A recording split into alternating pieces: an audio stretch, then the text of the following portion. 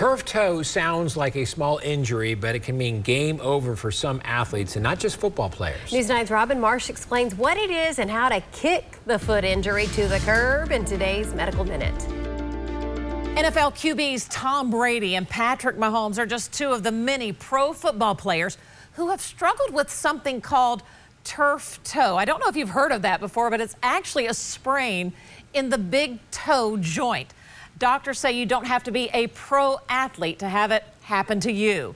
In fact, 10 years ago, Mike Greenberg never thought he'd be able to serve and volley again on the tennis court. So I broke my foot dancing at a kid's party, and it was the Michael Jackson moonwalk which actually broke my foot.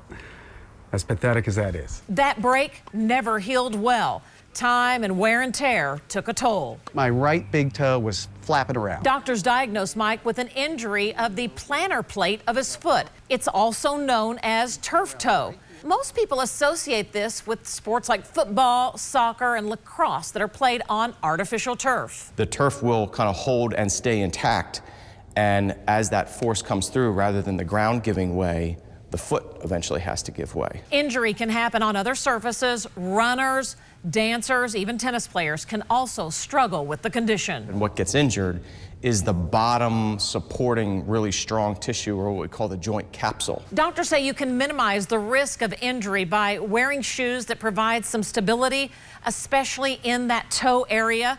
Make sure you stretch your feet so that your muscles and soft tissues are less likely to be injured. Mike opted for surgery to fix the injury, and 6 months later, he started light workouts. And after a year, Mike said he was as good as new. And I'm like, there's no pain there. What's going on? So it's a great feeling. Doctors say about 80% of all turf toe injuries can be managed by taping and supporting the toes or wearing a supportive shoe to keep the weight off of the joint. All right, for today's Medical Minute, I'm Robin Marsh.